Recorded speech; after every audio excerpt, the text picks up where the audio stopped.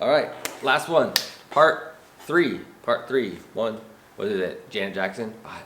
What did you shoot? 5, 4, 3, 2, 1. Remember that? Rhythm Nation. Anyways, so MFA. This is MFA Chronicles. This is where I talk to you about my experience being a grad student. I don't know totally where I left you off the last time. I have no idea. I didn't look back at the last MFA Chronicles video I made, but there was a couple concepts I wanted to talk about as far as being a grad student here at San Diego State University and what my experience has been so far. So right now I'm 5 weeks or so, 5 full weeks. I think we're starting our 6th week on Monday, full week of grad school, this semester, spring. They say spring semester. San Diego State's on a semester system. Told you in the past that I did my undergrad at the University of Washington. At the time it was quarter system, so I pretty much gotten that quarter system out of my system in terms of whenever somebody talks to me and goes like, I tell them like, yeah, it's fall quarter, semester, blah, blah, blah. But now I'm like all semester. I'm good there. I'm on the semester mindset right now. So we're spring semester, and it is actually starting to warm up here in San Diego, which is kind of nice. So like classes, let me just tell you what classes I'm taking this semester. I'm taking 4 classes.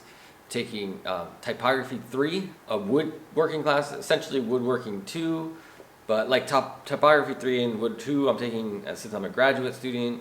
It's a little bit different for me. They give me some slightly different ways of approaching the class, so which is great. The main reason I'm taking typography 3 is to learn more about graphic design, because as you know, I am in the graphic design department at San Diego State.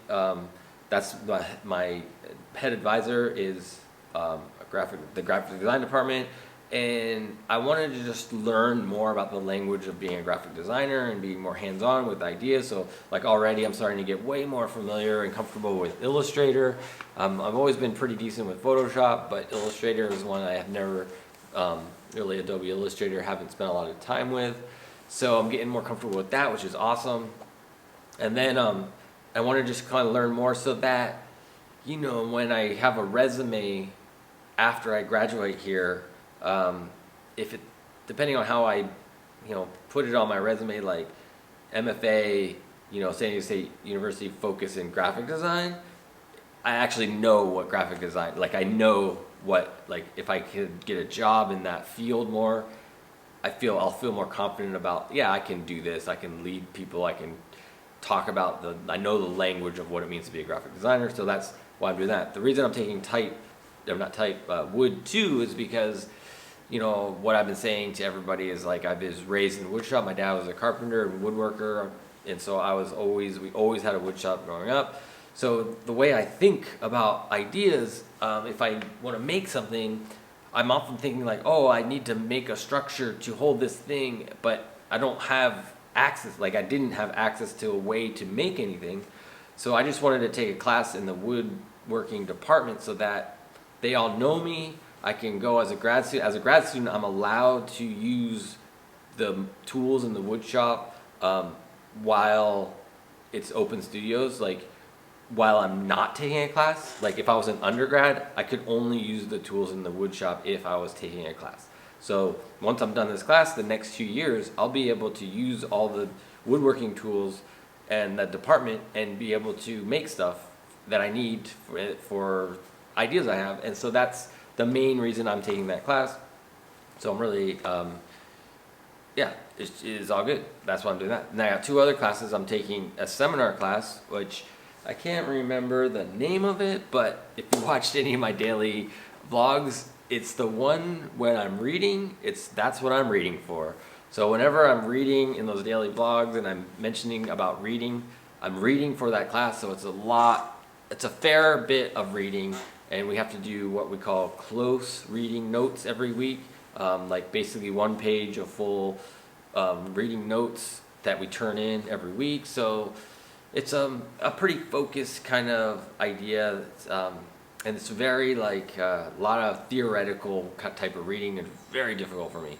I don't understand theoretical language that well, and maybe a combination of my dyslexia kind of plays a hand in that as well. Reading has always been kind of difficult for me. The example I use a lot, and I'm sure I've told you before, which is like the Tolkien books, like the Lord of the Rings. I can't do them. I can't read them because the names, like the way the names are, and the dialect, and it just makes it too hard for me to get through. And that's what this philosophical reading is like. It's like the way they put words together. It's like, oh my God, I have no idea what you're talking about, and I just do the best I can with some of it. So that's one class, and then my last class is, what is my last class? Oh, a critique class where it's a multidisciplinary critique where there's painting and printmaking, there's sculpture, there's ceramic, a couple.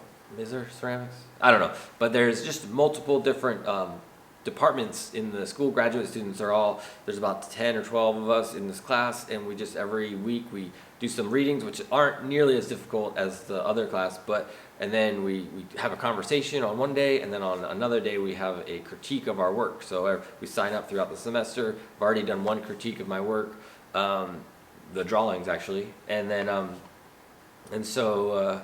yeah, that's going pretty good. I like it. It's a good class. And what else to say about that? Not really much else to say about that, but we just kind of learn how to critique each other, take critiques, and learn about what we need to bring in terms of if we have questions about our work and we want some feedback on it. It's a place to do that. So those are the 4 classes I'm taking.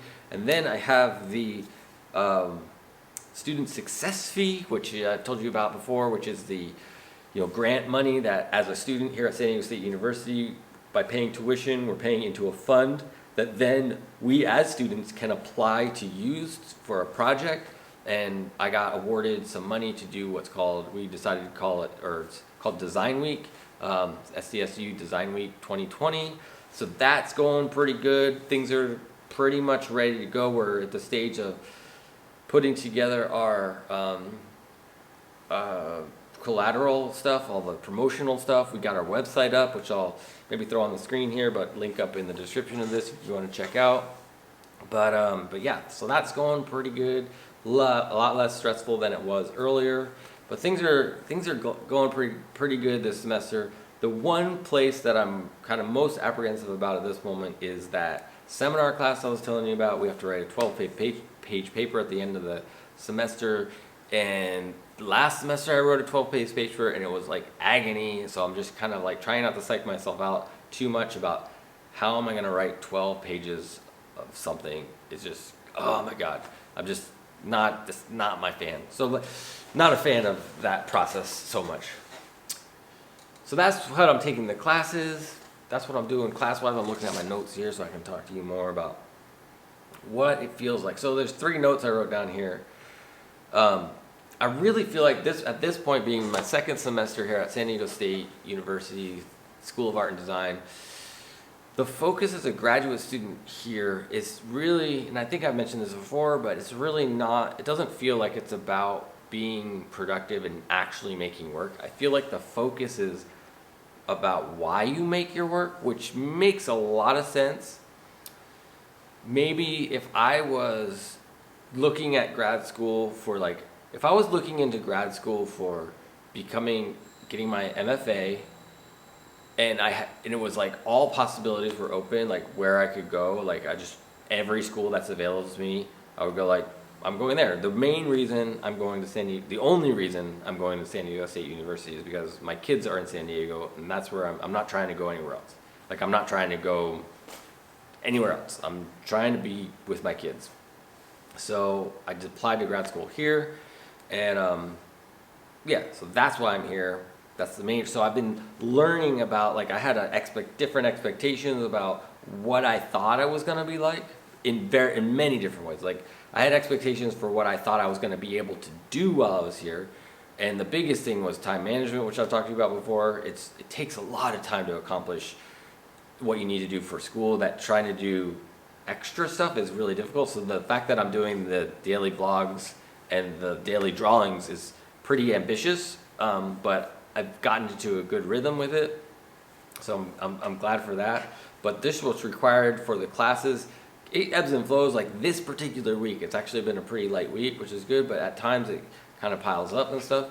But yeah, so it's just kind of there's a lot of work to do. So my expectations around the thought that I was going to be able to do more work on my own and have a little more flexibility of time and stuff, it really didn't happen. It's all consuming. Which brings me to this idea, like I'll just mention here as well, if you're thinking about going to grad school, like I highly, highly recommend making sure you're in a position where you're like, you don't have to work like to make money. Like try to be in a position where you can just focus 100% on your grad school career. Of course, there's a spectrum. Because I'm trying not to work at all, I'm devoting a lot of time to being on campus, to being here, making this my job. And I could probably get away with doing less here, but I just like, if I'm gonna be here, I might as well be here. You know, I might as well put 100% into it. So that's kind of my mindset. So I'm really trying hard not to have to work too much. I have some jobs I have to do, but I'm really trying to focus just on the work here. So back to what I was saying, like it really feels like this university, it's more about why you're making stuff versus actually making stuff. And then, so I was talking about like if I could do it over, I would have researched schools that are more about making stuff than the theoretical part of it. I would have been like, let me just get to a school that I'm making, and then in the making process you talk about the theory.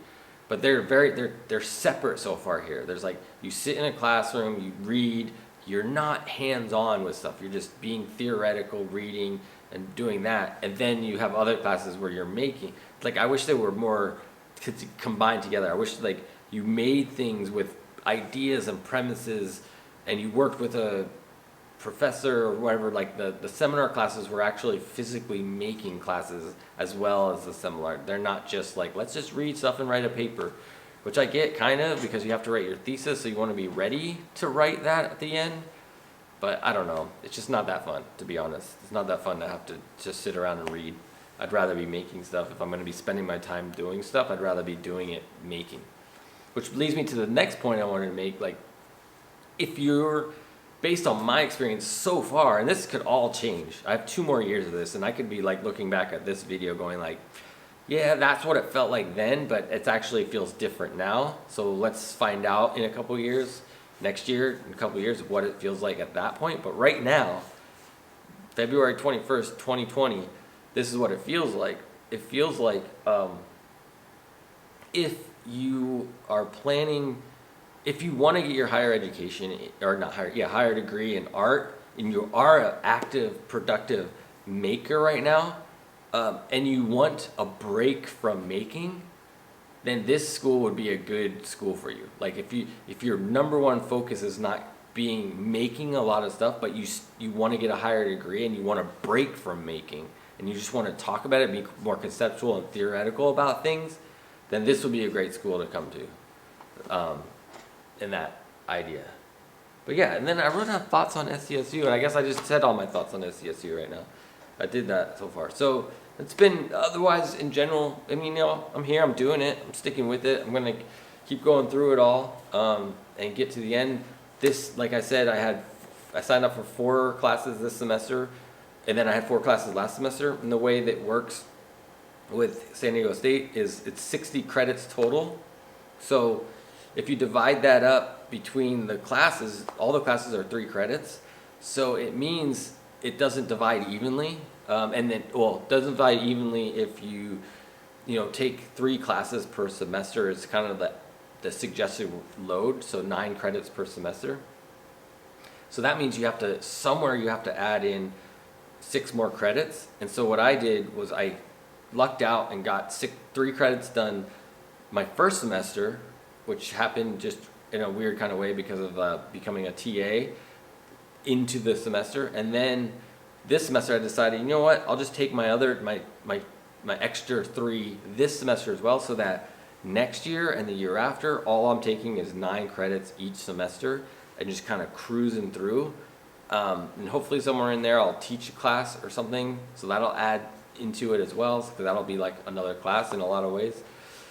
So that's my theory and thought on that whole thing. So I decided to go heavy at the beginning, my first year. So this year is all about survival. This semester especially is all about survival. I'm just kind of like, let me just survive this semester, and then next year I'll hopefully, it'll all be good. But things are going pretty good right now. If you have any questions for me around being a grad student around San Diego State University, feel free to hit me up in the comments. And as always, be sure to thumb it up and subscribe to the channel. Trying to make that money off of this this whole thing, because I would like this to be my job. I would like YouTube to be my job, but I'm obviously not doing it 100% the right way because I don't have a lot of people watching my stuff. All right, well, we'll figure it out. I just like to talk to you. So thanks for watching, and until next time, be loving, kind, and patient with each other.